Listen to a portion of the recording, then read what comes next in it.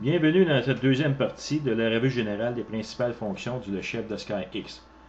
Avant d'aller plus loin, on va refaire à nouveau une mise aux valeurs par défaut de la fenêtre du logiciel de Sky afin de vous montrer d'autres configurations possibles. Vous allez cliquer sur File, New et vous allez prendre les valeurs par défaut ici. Alors, on va revenir avec un ciel comme ceci. Là, c'est le ciel actuellement visible sous ma latitude. Moi, présentement, je suis sur mon site d'observation, donc là où est mon observatoire à Val-des-Bois. Ça, c'est ma localisation. Pour la date et l'heure ici, je suis en temps réel, donc actuellement, il est midi 27, heure normale de l'Est, le 26 février 2012. Et ça, c'est le ciel qui est visible présentement au sud.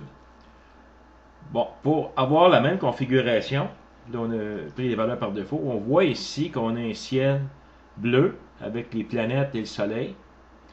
Et on a également un paysage qui apparaît en bas, ici. Ce paysage-là peut être configurable, on voit qu'il y a des nuages. Il y a un ciel qui est bleu ici. Fait qu'on va regarder comment les enlever, comment les modifier, avant d'aller voir les autres parties des fonctions. Fait que dans le menu ici, Display, vous avez tout ce qui apparaît à l'écran du logiciel de Sky.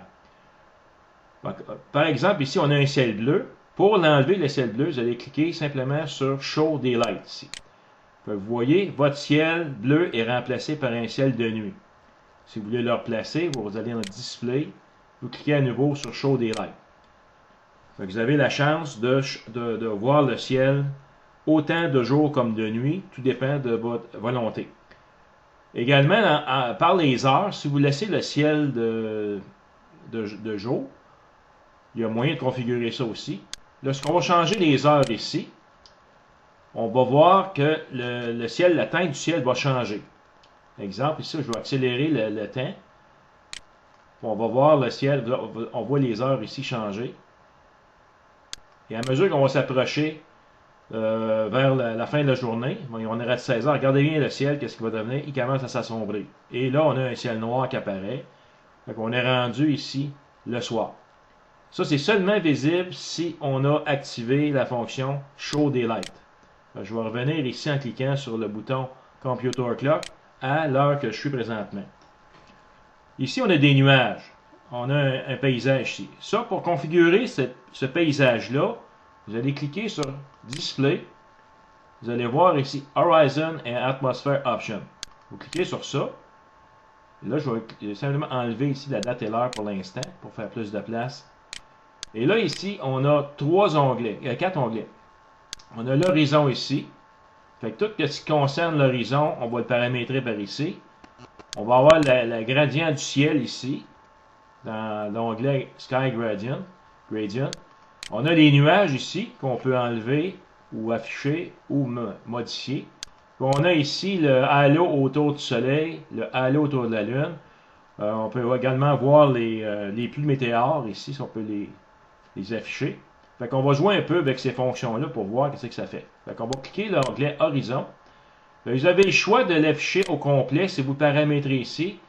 Si vous voulez l'enlever, l'horizon qu'on voit en bas ici de la fenêtre, vous allez simplement décocher Show Horizon ici. Vous voyez, on n'a plus d'horizon du tout qui apparaît. Et ici, exemple, vous voulez enlever les nuages, vous allez sélectionner l'onglet des nuages, puis vous allez décocher Show Clouds. Fait que là, les nuages disparaissent. Et Miscellaneous, on viendra tantôt. Je reviens à Horizon. Je vais remettre les choses comme elles étaient. On va les voir une par une. Fait qu'ici, les paysages qu'on voit en bas, on peut, avec la roulette de la souris, jouer avec le zoom ici pour voir plus de champs ou moins de champs. Fait que, on voit ici un beau paysage de montagne. Ça, je peux changer ça simplement en sélectionnant ici The Sky's Panoramic Horizon Photo. Par exemple, si je clique sur Caïman ici, là, je suis rendu avec un autre paysage. Je peux mettre ma fenêtre un petit peu plus haut. Donc, simplement qu'en décochant ici, vous pouvez vous amuser à aller chercher des paysages qui viennent avec The Sky. Et là, vous avez un horizon. Vous pouvez même faire votre propre horizon si vous voulez. On va le voir tantôt.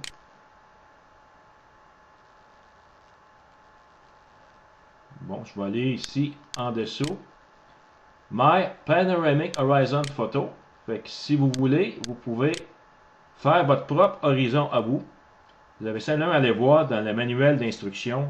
Il explique toute la procédure. Ça vous prend un appareil photo, faire une espèce de panorama, et là, vous allez configurer les points cardinaux qu'on voit ici, selon votre horizon à vous.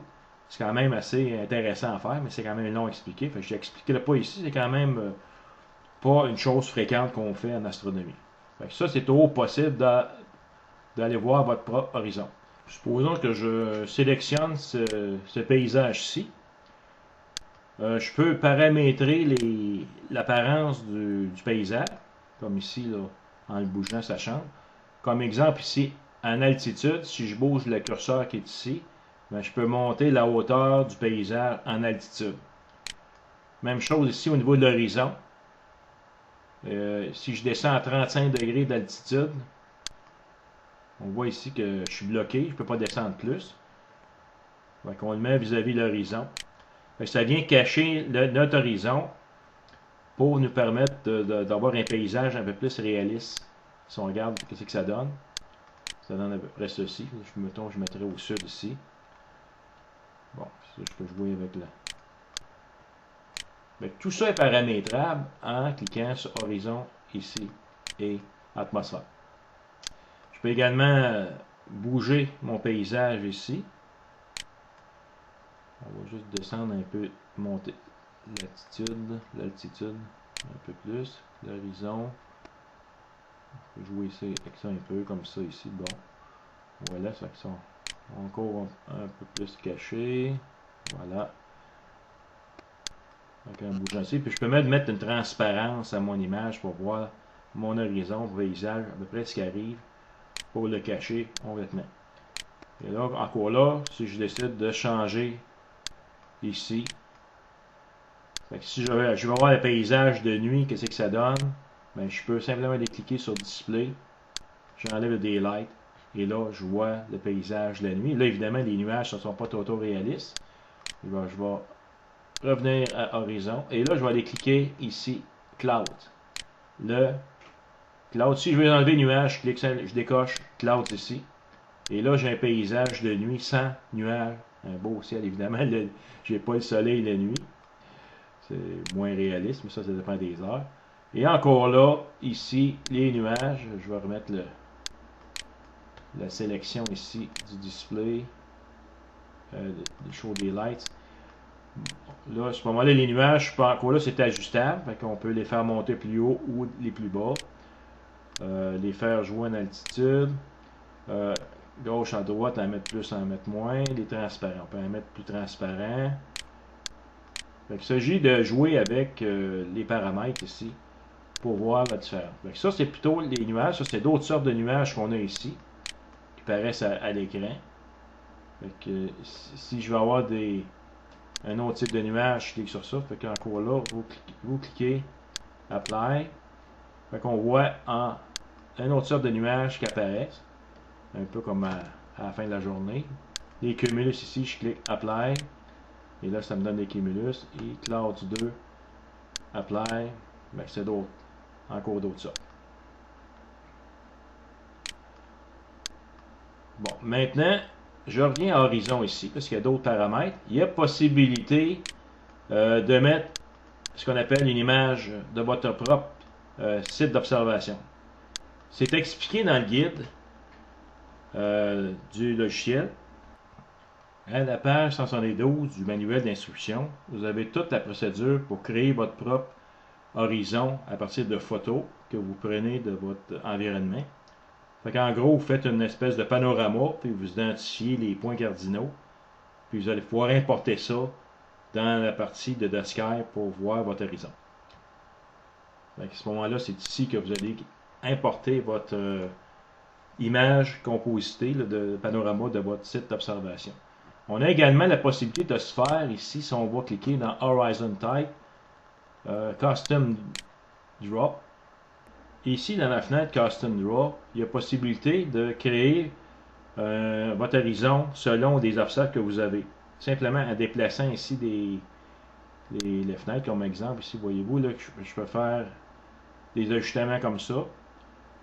Il suffit de commencer, exemple, par le nord avec une boussole, puis vous mesurez la hauteur. Donc, vous avez des obstacles, mais vous pouvez commencer à mesurer la hauteur selon différents azimuts. Fait comme un schéma comme ça ici. Ça pourrait être des arbres, ça peut être n'importe quoi. Et après ça, vous cliquez sur Apply, puis là, vous voyez ici votre horizon qui est dessiné en fonction de ce que vous avez fait là. C'est le fun parce que ça vous permet d'avoir le ciel exactement les parties que vous ne voyez pas ici, ça caché en arrière de vos obstacles, vous ne les voyez pas. Puis ça, en tout temps, vous pouvez l'ajuster. Si j'ajuste ça ici, il faut toujours cliquer sur Apply. Et là, évidemment, si on regarde le sud, il faut regarder les points d'orientation. Le sud est ici. Exemple, on va faire une montagne ici. Je vais mettre le sud ici aussi. L'est, sud-est, sud est là. On voit ici, si je clique Apply, ma montagne vient s'ajouter ici. Ça, vous pouvez le faire à la main en utilisant une boussole et peut-être un altimètre, pas un altimètre, mais une espèce de clinomètre pour mesurer la hauteur de vos obstacles. Ou le faire à peu près. Vous pouvez faire à peu près. Vous mettez ça sur un papier, après ça, vous rentrez vos données ici, dans la fenêtre qui est ici. Et là, vous cliquez Apply. Puis à ce moment-là, vous pouvez enregistrer aussi votre schéma. Ici, le bouton Create from Current Horizon Photo. Par exemple, supposons que vous aviez sélectionné une image. Bon, mettons qu'on va prendre cette image-ci. On voit dans la photo qu'il y a comme un horizon avec des arbres ici qui nous cachent.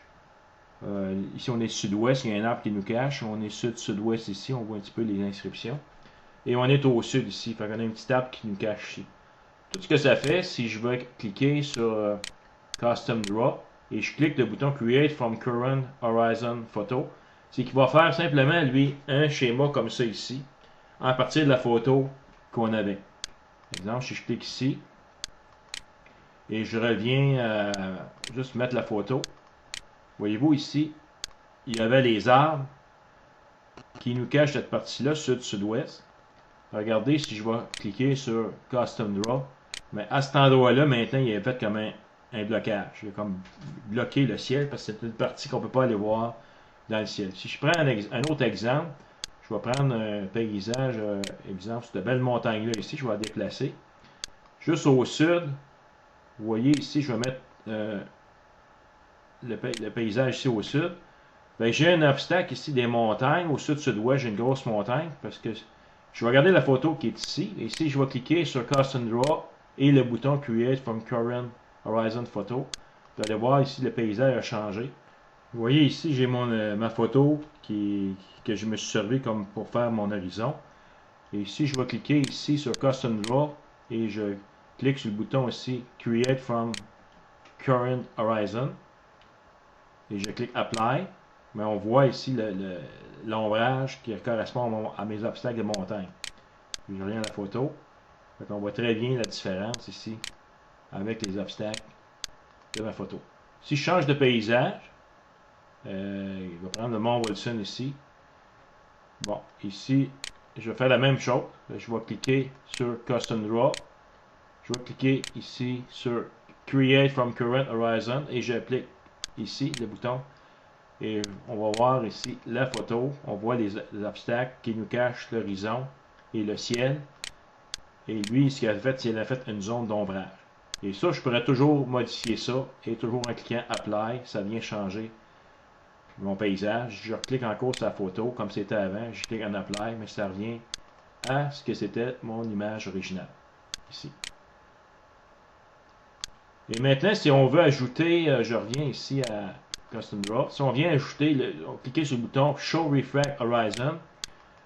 Fait que lui, il va mettre la ligne d'horizon en fonction de la réfraction à l'horizon. On sait que l'atmosphère est plus épaisse à l'horizon. Ça crée un effet de distorsion. En réalité, l'horizon, elle est ici, ce qu'on voit la ligne verte. Si on coche Show Refract Horizon. Sinon, si on la décoche, mais ça donne l'horizon exact de notre photo qu'on voyait précédemment. Et maintenant, si je clique le bouton ici, Hello, Sky Chart to be scrolled below horizon, là, présentement, je suis limité. Si j'essaie d'aller plus bas en dessous de l'horizon, je ne peux pas. Mais si je clique le bouton ici, là, je vais pouvoir y aller. Voyez-vous, je suis capable d'aller en dessous de l'horizon. Fait que s'il y avait des objets célestes en dessous de l'horizon, on les verrait par transparence. Et si je décoche ce bouton-là, mais là, je ne suis pas capable d'y aller. Je suis bloqué. C'est comme ça qu'on utilise la fenêtre Horizon et Atmosphère. Si on clique maintenant sur le Sky Gradient ici, présentement, il est sélectionné sur, dans Sky Gradient Type, il est sélectionné sur automatique, basé sur l'heure de la journée. Based on time of day. Il y a possibilité d'aller chercher une autre sélection ici, les gradients sélectionnés. On peut aller chercher ici, dans l'horizon ici, différents types de gradients qu'on peut choisir pour faire un effet spécial à nos horizons. Moi, il y a également possibilité d'ajuster ici, en déplaçant des coches, la hauteur de gradient. Il y a également possibilité d'enlever des points, comme là ici j'en ai un. Fait que si je le sélectionne, j'enlève le point. Fait que ça donne différents gradients. Par exemple, si celui-là ici, je veux l'enlever. Je le sélectionne et je l'enlève. Et là, je peux l'ajuster en conséquence. Je vais ajuster mon gradient comme il faut ici. Ensuite, bon, il y a toujours possibilité de sauvegarder les gradients. Y aller par les valeurs par défaut ici. On ramène ça comme c'était. Les avoir plus foncés ou plus clairs. En ajustant les curseurs ici. Fait que ça, il y a moyen de le faire avec chacun des gradients qu'on a ici. Fait que moi, je vous conseille quand même de le laisser sélectionner sur l'automatique. Puis si vous n'en voulez pas de gradient, on a ici, on a qu'à cocher, on n'en veut pas de gradient dans le ciel. Fait que on va passer directement de la nuit de jour à la nuit sans avoir un gradient. Moi, je vais le replacer ici. Maintenant, si on va cliquer ici sur Miscellaneous, on a le Sun Halo qui est coché. Fait que si on n'en veut pas de halo autour du soleil, comme on peut voir ici, on va simplement le décocher. Fait que le soleil devient comme un axe ordinaire. Et si on le coche, il y a toujours possibilité d'ajuster la dimension du halo autour du soleil, de l'avoir plus ou moins réaliste. Vous avez simplement à cliquer ici en conséquence. Puis on a la même chose ici au niveau de la Lune, lorsque c'est la pleine Lune. Puis vous avez également ici les radians des pluies météorites. Fait qu'un exemple, ici on en a quelques-unes sur l'écran. Si on les déclique, mais ils disparaissent tous. Fait que ça nous donne un peu les périodes ainsi que les points radiants où ce qu'on a d'habitude de voir partir les pluies de météores. Fait que je peux les décocher. Puis ici, on peut les ajuster pour une certaine durée. Fait que tous ceux qui vont être dans la période de 30 jours, ils apparaissent ici. Ici, je veux réduire un peu, comme exemple, mettre ceux dans les 10 jours à venir. Mais je mets ceux-là ici. Fait que j'en ai un ici. Si je clique dessus, mais j'ai les Pégasides qui vont être visibles dans la période qui s'en vient. Donc, si on regarde la date et l'heure où on est, là, je vais placer ici le mois de juillet. Fait que si, par exemple, on met le mois d'août, je vais cliquer sur août ici, mais normalement, on devrait avoir des perséides dans cette période-là. Voilà, ici, on a le point radiant des perséides dans la constellation de Persée. On va mettre la constellation de Persée. Ici, je clique dessus. Mais ça dit le pluie météorique, le point radiant des Perséides ici. Fait que c'est dans la fenêtre ici de horizon et atmosphère qu'on va trouver tous ces petits détails-là. Maintenant, afin de bien voir les caractéristiques, on va travailler dessus. On va enlever ici dans horizon atmosphère, on va enlever toute présence de horizon ainsi que de gradient, c'est correct. Les nuages, je les enlève toutes. On va enlever également les halos autour du soleil, les halos autour de la lune, puis je vais même enlever aussi l'affichage des radians depuis le météore. Bon. Maintenant, on a ici les lignes des constellations. On voit tout en haut une série d'icônes qui apparaissent. Ces icônes-là, on les retrouve également dans chacun des menus qu'on a en haut ici, en regardant à la partie gauche de vis-à-vis chacune des caractéristiques du logiciel, des fonctions du logiciel. Ça, on peut les retrouver n'importe quel temps. Exemple ici, si je vais dans Look, on a ici Look North. Je clique dessus, la reste barrée. Mais c'est la même chose que ce qu'on a ici parmi les icônes. On remarque en haut ici dans la barre des icônes, on en a différentes sortes. Pour savoir exactement lesquelles que c'est, on fait juste cliquer dans la barre ici, pas dessus, mais juste dans la barre. Et normalement, on va voir apparaître un infobulle. Comme ici, ça montre le grid de l'horizon. Si je clique sur l'icône, c'est le grid de l'horizon, des coordonnées horizontales, azimutales qui apparaissent. À côté, c'est celui d'équatorial. Si je clique dessus, c'est le grid équatorial qui apparaît. Exemple ici, cette icône-là, ça montre les figures de constellation, donc les lignes de constellation ici. Et si on clique pour les désactiver, les lignes de constellation disparaissent. Ici, c'est les frontières. Les boundaries, c'est les frontières. Et on peut mettre plusieurs. Ici, je pourrais, exemple, enlever les étoiles en cliquant les étoiles ici. Donc ça, c'est les fonctions de chacune des icônes. On peut les voir en mettant l'infobulle dessus. Et ça nous permet d'un peu savoir à quoi sert l'icône exactement. On peut les configurer aussi. Pour les configurer, on va cliquer sur l'outil Tools, Références, et le premier icône en haut à notre gauche, Toolbars. Par défaut, ici, celle qui est cochée, c'est la Small Screen Toolbars. Si je la décoche, mais là, il n'y a plus aucune icône qui apparaît en haut. Je peux sélectionner d'autres barres qui apparaissent en haut, exemple la barre des fichiers. Donc là, j'ai les boutons conventionnels de sauvegarder, la barre d'édition, on a celle-là ici, la barre de visualisation pour savoir où s'orienter dans le ciel, nord, sud, est, ouest. On peut avoir ici la barre des objets célestes, comme les étoiles, activer les galaxies, les nébuleuses, ces objets-là. Évidemment, toutes ces barres-là sont configurables aussi. Moi, j'aime beaucoup la barre Small Screen Toolbars, qui est ici. C'est la barre conventionnelle qu'on utilise normalement. On peut également agir sur la grosseur ici ou la forme des icônes. Fait qu'ici, Toolbars, Buttons, Options, Appearance. Par défaut, ici, c'est Icon Only.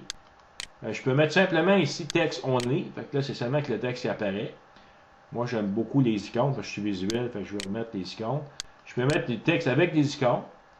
Par contre, en faisant ça, je suis pas de la place en haut. Je peux mettre moins d'icônes. Je peux choisir aussi le texte en dessous des icônes, ici. J'en perds un petit peu moins, mais j'en perds pareil. Mais moi, je préfère beaucoup quand même aller chercher seulement avec les icônes seulement, puis aller chercher l'infobulle en dessous. Maintenant, il y a également la dimension des pixels qu'on pourrait jouer. Ici, je peux avoir cliquer sur Small, mais ça c'est les icônes vont être petites. Ils vont être un petit peu plus grosses en cliquant sur Moyenne et encore plus grosses sur Large. Là, on a des grosses icônes. Si on a de la misère avec notre vision, ou si on préfère les avoir plus grosses, mais on peut simplement les mettre à 48 pixels ou plus large. Et également, je peux les configurer selon mes convenances. Je clique sur Custom ici, et en bas, la fenêtre Custom, je peux diminuer la grosseur des pixels. Le minimum que je peux aller, c'est 10 pixels. Je ne peux pas aller plus bas. Donc on voit quand même à 10 pixels, c'est relativement petit, mais je pourrais en mettre plein d'autres à côté ici. On peut mettre un peu plus gros quand même, comme ici, à peu près 16 pixels. Là on les voit très bien. Ici. Si je voudrais en ajouter, là j'en ai quelques-uns, mais supposons que je voudrais en ajouter d'autres, c'est important d'aller cliquer ici sur le bouton Customize, ici, en bas, complètement. Là, il y a une autre fenêtre qui s'ouvre, qu'on appelle Customize Toolbars.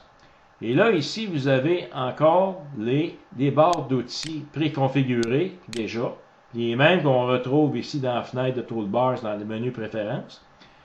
Moi, je vais aller cliquer ici, Small Screen Toolbars. Ça, c'est des icônes qui apparaissent en haut, ici, en haut de mon écran. En tout temps, moi, je peux enlever ou ajouter des icônes. Exemple, ici, j'ai la date et l'heure qui apparaît en haut. Je voudrais l'enlever. Je vais la sélectionner. Donc ici, c'est comme Time Control ici. Et là, je vais l'envoyer dans la barre des icônes à gauche. Simplement, je vais l'envoyer de l'autre côté. Des fois, c'est difficile à savoir lesquels que c'est. Ici, si je clique dessus, ça c'est le Time Clock, c'est le Computer Clock. Et ma barre d'outils qui était là, celle de la date et l'heure, mais c'est celle que j'ai enlevée. Il y a également les outils télescope ici. J'en ai d'autres ici que moi-même j'ai ajouté à la fin, comme Full Screen, je l'ai ajouté, Naked Eye, 100 degrés, je l'ai ajouté. Si je voudrais l'enlever, je vais simplement le sélectionner. Là, je clique le petit bouton direction vers la gauche. Je vais l'envoyer ici dans ma barre. Je l'envoie. Donc là, il est disparu. Puis pour activer la fenêtre, je clique sur Apply, OK. Puis je ferme ma fenêtre ici. Et là, maintenant, ma barre d'outils, elle apparaît en haut avec mes outils que j'ai enlevés. On ne voit plus ici la barre du temps, date et heure, ainsi que le full screen. Si je veux la remettre d'autres, je vais encore cliquer sur Tools, Préférences, Toolbars ici. Et je vais encore sélectionner, c'est important, sélectionner Customize ici. Encore là, mon Small Screen Toolbars. Et là, je peux aller chercher d'autres informations ici que j'ai besoin. D'autres icônes que je n'aurais pas dans mes icônes conventionnelles ici. Je peux aller en chercher quelques-uns. Comme exemple ici, Center. Bon, ça, c'est un bouton qui va centrer les objets célestes. Mais si je vais aller chercher, je vais simplement le sélectionner. Et là, je l'amène dans ma barre ici. Fait que je clique ici sur la flèche vers la droite. Lui, il apparaît ici, mais c'est peut-être pas là que je veux l'avoir. Moi, je vais l'avoir complètement ici à la fin. Fait que je le sélectionne et je clique ici la petite flèche vers le bas. Puis à chaque fois que je clique, bien, mon icône descend. Et là, je l'amène exactement là où je veux l'apporter. Donc, à la fin, je clique Apply, OK. Je ferme ma fenêtre ici. Et là, ici, mon objet y apparaît. Exemple, je vais cliquer sur Jupiter. C'est la même icône qu'on retrouve ici dans la fenêtre Find qu'on va voir bientôt. Bon, supposons que Jupiter est ici. Je le déplace. Je vais fermer cette fenêtre-là. Et là, je voudrais la centrer. Mais je vais cliquer sur mon bouton Centrer ici. Elle devient centrée. Une autre caractéristique intéressante du logiciel de Sky, c'est qu'il y a possibilité d'ajouter de l'information ici dans le status Windows en bas complètement. Ici. Ce qu'on fait, c'est qu'on double-clique sur la barre. Là, on ouvre encore notre fenêtre des préférences qu'on peut atteindre également ici par le menu Tools à la fin. Ici, on voit Status Windows qui est sélectionné. Je pourrais mettre, exemple, le temps sidéral local. Local Sideral Time ici. Fait que je sélectionne, puis je le clique la petite flèche vers la droite ici. Je pourrais mettre également le UT. Ça, c'est la date en heure universelle. Je pourrais mettre ma position, moi, où ce que je suis. Location Description, ici. Je pourrais mettre le curseur, la position à son droit de déclinaison du curseur, ici. Donc, Cursor Right Ascension Declination. Il y a plein d'informations. Je pourrais mettre les coordonnées du centre de la carte 2000 ici. Le télescope, ça c'est intéressant ici. Où pointe le télescope dans le ciel? Le télescope Right Ascension, le télescope Declination. Évidemment, il faut être branché sur le télescope pour que cette information-là apparaisse. Mais c'est intéressant d'ajouter. Je vais l'ajouter quand même. Et une fois qu'on a fait notre transfert de nos attributs, mais là, ce qu'on fait simplement, on clique sur Close, on les voit apparaître en bas ici, à l'écran. On voit ma localisation qui est ici. On voit, ici c'est marqué Not Connected, ça c'est le télescope. LST en bas ici, c'est Local Sideral Time. UTC, c'est la date où je suis en heure universelle. C'est comme ça qu'on configure la barre horizontale qu'on appelle la Status Windows. Et ça, il y a deux manières, comme j'ai dit tantôt, en double-cliquant dessus ou en simplement en allant cliquer sur Tools, Préférences. Et là, on va sélectionner Status Windows ici.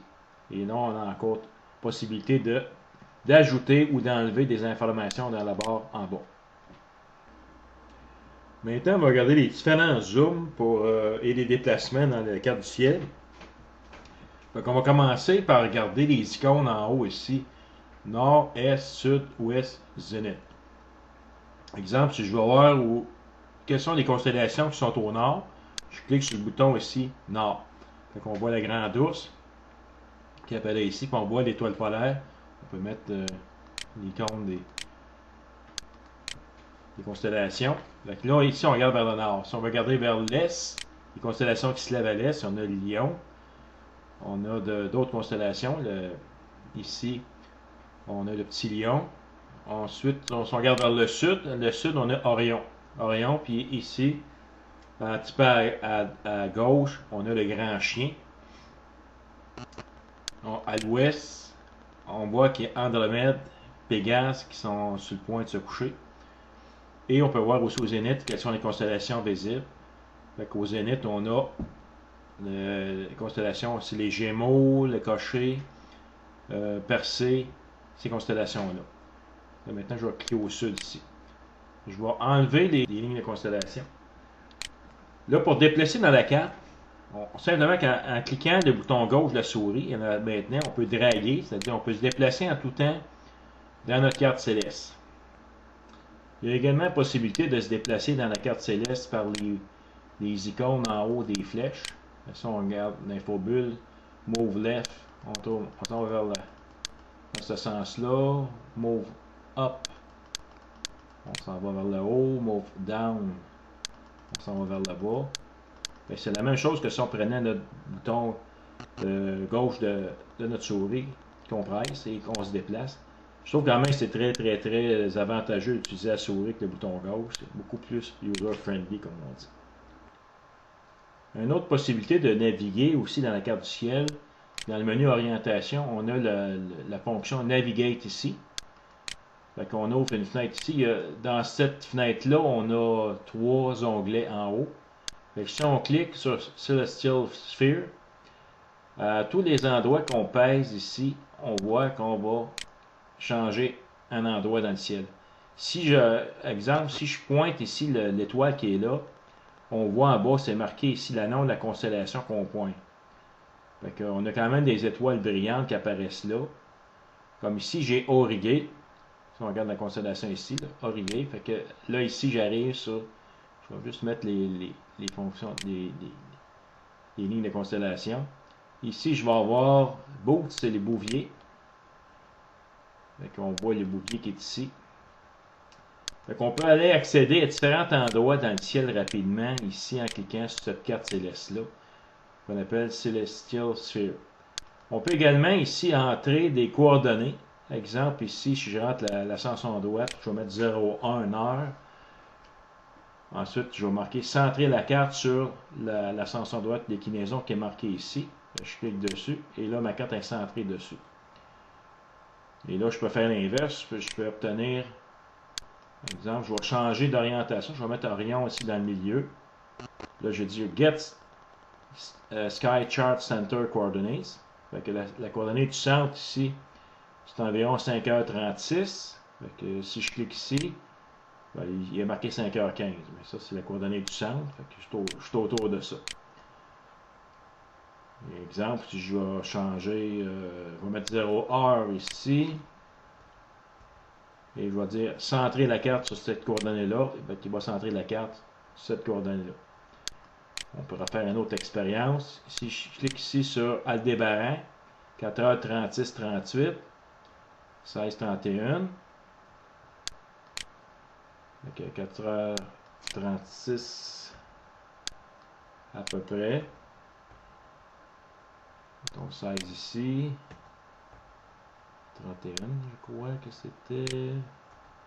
Et là, j'ai dit centré sur la carte. On voit qu'on est quasiment sur Aldébaran ici. Centré. On peut faire la même chose avec les coordonnées azimutales. Et également ici, j'ai la rotation du ciel. Il y a possibilité de tourner le ciel selon différents incréments. Je peux tourner le ciel avec cet outil-là qu'on appelle rotation. Je peux également entrer ici. Si je marque 7, il va me ramener ça à 0.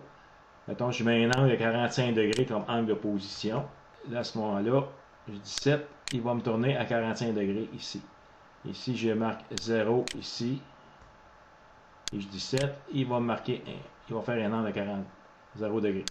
C'est la même chose, il y a un autre outil qui fait la même chose dans l'onglet Tools en haut, Rotation Tool ici. Lui, il fait la même chose, on peut tourner le ciel, on voit l'angle de position, c'est par rapport au nord astronomique. Fait que s'il est parfaitement au nord, on va avoir un angle de 360 degrés ou 0 degré. Fait que ici, on a 0 degré environ. Là, c'est 359. Là, je suis à 0 complètement. Fait qu'on voit que la barre est parfaitement verticale. Et si je le tourne à 90 degrés, je le tourne directement vers l'est. L'est est à 90 degrés. Ici, je suis exactement vers l'est. Et à l'ouest, c'est 270 degrés. Fait que je peux tourner le ciel avec ces outils-là qu'on vient de voir récemment. Et si je veux l'enlever, je vais dans le menu touche, je clique à nouveau. Puis ça, je peux aller chercher comme icône puis le mettre en haut ici. C'est un outil quand même très pratique. Je m'en sers assez souvent. Il y a également un autre outil dans le display, dans le menu display ici, qu'on appelle Show Mirror Image. Ça fait comme inverser le ciel de la droite vers la gauche. Fait qu'on voit que le ciel est complètement tourné. Ça peut dépendre des fois de la direction qu'on garde ou si on utilise un instrument quelconque qui inverse. Fait que ça, on a toujours possibilité d'utiliser cette fonction-là, Show Mirror Image, dans le menu display ici. Quand on voit que nos constellations sont comme déformées, ne sont pas orientées de la bonne façon, c'est peut-être parce qu'on a cliqué ici sur ce bouton-là, Show Mirror Image. J'attire votre attention ici sur deux icônes qu'on voit dans la barre des icônes, le small bar.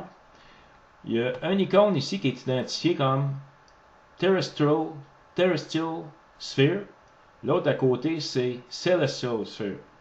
Fait que la différence entre les deux n'est pas énorme lorsqu'on le regarde dans un grossissement qui n'est pas tellement élevé.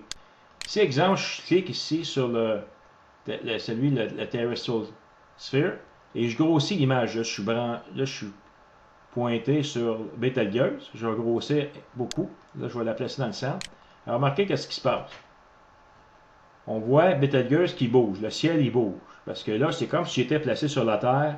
Puis je regardais les étoiles. Donc, la Terre elle tourne. Fait que ça fait le même effet que si je grossissais les images au télescope. Et là, je verrais le ciel se déplacer. Si je clique à côté sur le Celestial Sphere, là, plus rien qui bouge. Parce que c'est comme si j'étais dans le ciel. Là, je tiens plus compte de la rotation terrestre du tout. C'est pour ça que si vous grossissez pas beaucoup, vous ne voyez pas de différence. Mais par contre, si vous grossissez, le Celestial Sphere voit, lui, comme si le ciel il bougeait, alors que le Celestial, lui, il ne bouge pas. Pour grossir l'image ou le zoomer, il y a différentes manières de le faire. On peut le faire avec la roulette de la souris au centre. Je clique ici au centre. On peut voir en roulant la roulette que le zoom augmente de manière un peu agressive. Si je maintiens enfoncé la touche Shift et je tourne la roulette de la souris, là j'ai un zoom beaucoup plus doux qui s'effectue que si je relâche. Donc là, je relâche le bouton Shift. On voit que c'est très agressif.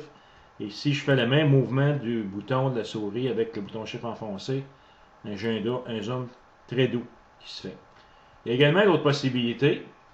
Vous avez la barre verticale qui est toujours présente dans la carte, à la gauche, en haut en général. Fait que si on bouge le curseur, on voit qu'on peut augmenter ou diminuer la grosseur à l'écran.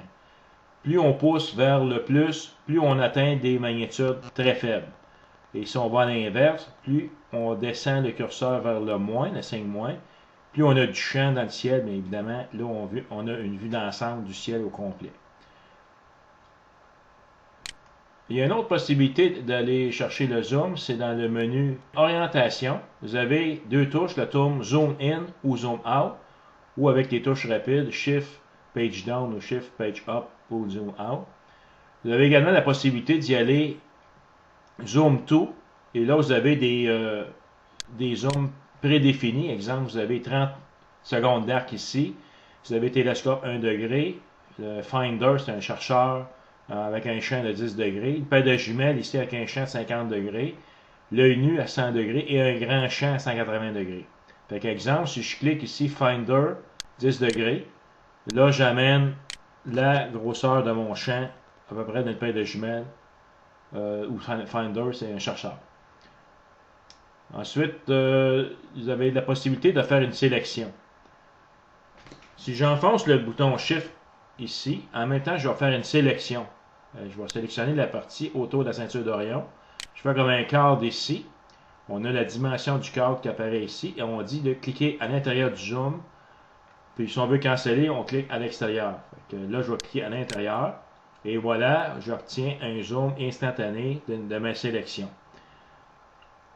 Si je refais un autre exemple ici avec la nébuleuse, je clique, je maintiens le bouton Shift enfoncé. Je fais une sélection autour de ma nébuleuse NGC 2244, la rosette. Je clique à l'intérieur et voilà, la rosette elle apparaît. Ça ici, ce qu'on voit en vert, c'est d'autres nébuleuses. On va voir ça dans un autre didactile. Fait que ça, c'est la fonction zoom. Puis en tout temps, on peut se déplacer dans le ciel, rouler la roulette. Ça va très très bien. Et maintenant, on va voir les projections. Si on va dans le menu display ici, on a ici projection. On a différentes projections possibles avec le logiciel. Par défaut, c'est la projection stéréoscopique. Et évidemment, la projection va dépendre également du zoom qu'on utilise. Si un exemple, là ici, je suis en projection stéréographique. On va juste jouer avec le zoom sur Orion pour montrer la différence. À chaque fois que je vais augmenter le zoom,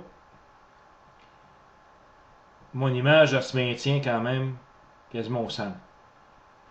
On va sélectionner une autre projection. Je vais choisir orthographique. Ici, orthographique, on voit comme un ensemble du ciel. On peut le tourner comme une sphère. Ici, on voit ça a comme une forme de boule. Et on peut aller voir partout comme une sphère, une boule, où sont situées nos constellations. Bon, ici, je suis sur le pôle nord céleste. Je vais aller cliquer sur le sud, ici, et là, j'ai la constellation d'Orion aussi. Ça fait un bel effet. Ça fait comme une boule avec des étoiles dessus. Maintenant, on va en essayer un autre. Je vais juste cliquer encore sur le sud, puis mettre Orion au centre. Et ici, Display, Projection, on était orthographique. On va aller cliquer sur Azimuthal Equal Area. Si on clique sur ça, on clique OK. Et encore là, si on regarde la projection, on a quand même encore là une projection pas mal égale. Si on vient avec un zoom minimum, là je suis au minimum, je suis pas capable d'aller plus bas. Fait qu'on voit qu'il y a une déformation ici, c'est barres, mais le centre est quand même relativement conservé. Même chose si on tourne ici, ça fait comme une petite déformation sur les barres. Un autre display projection, on va essayer cette fois-ci Azimuthal Equal Distance. Je sélectionne ça. Et encore là, je clique. Si on grossit, on ne voit pas une grosse différence. Si on vient au minimum, bon, mais là ici, on voit, si on essaie de se déplacer, ça fait comme encore là, un autre effet. Encore au centre des constellations, sont quand même conservées, mais sur les bords, on a quand même une bonne déformation. On va en essayer une autre projection ici, monique. Clique OK. Fait que ça, ce que ça fait ceci. Fait que si on se déplace, tout est expliqué dans le manuel. Hein. Fait encore là, si on clique, j'aurais pas vraiment besoin d'aller jouer avec ces projections-là. En général, la stéréographique est correcte. C'est juste pour montrer un peu la différence que ça fait. On va essayer une autre projection. La Mercator ici. Mercator, elle, on voit, si on met un zoom minimum, on voit tout le ciel sous forme d'une carte. On voit ici le Sagittaire qui est à l'extrême droite, puis on a le Scorpion à l'extrême gauche, et l'Orion est dans le centre. Finalement, il reprend tout le ciel sous une forme d'une carte céleste. Quand même intéressant parce qu'on a tout le ciel au complet, et on a ici les points cardinaux. Finalement, on va aller chercher une autre projection. Le rectangulaire qui est ici, on clique OK. La projection rectangulaire, si on fait un minimum, ça ressemble un peu au Mercator. On voit c'est rectangulaire ici, on voit comme une forme de carte. Et on voit encore là tout le ciel et on peut zoomer ici au centre Orion. Et on va le replacer où elles étaient par défaut stéréographiques. Et on voit ici que la projection orthographique est toujours utilisée pour des champs de vue de 60 degrés et moins. Ça, c'était un peu l'explication des différentes projections. Ici, là, si on regarde celle que j'ai, on ne voit pas tout le ciel, mais au minimum, j'ai quand même une bonne partie du ciel ici qui serait visible avec cette projection-là. Pour terminer cette deuxième partie du deck ciel, on va voir deux autres petites caractéristiques dans le menu display. Vous avez en haut Photo Like, c'est exactement la manière que vous voyez votre écran présentement de la carte virtuelle dans le Sky. Si vous cliquez sur Map Light, mais là on voit le fond de ciel qui apparaît blanc et les étoiles comme des petites boules. Comme ici. Moi je préfère beaucoup travailler en Photo Like ici. Fait que ça, c'est beaucoup plus réaliste. Puis vous avez également la possibilité d'imprimer vos cartes aussi dans Print Setup ici. Fait que si vous faites un Print Setup, vous avez la possibilité d'imprimer vos cartes en format PDF sur une imprimante comme on fait habituellement. Mais souvent, qu'est-ce qui va arriver, c'est que si vous imprimez vos cartes, vous allez probablement les imprimer en mode ici Map Like pour éviter de gaspiller trop d'encre. On voit un petit peu la voie lactée. C'est un peu des modes que vous pouvez utiliser dans The Sky Expo. Ceci met fin à la deuxième partie du deck ciel de la revue générale des fonctions. Je vous invite à télécharger et consulter la troisième partie où on va rentrer de plus en plus en détail dans les caractéristiques les plus intéressantes du logiciel The Sky Expo.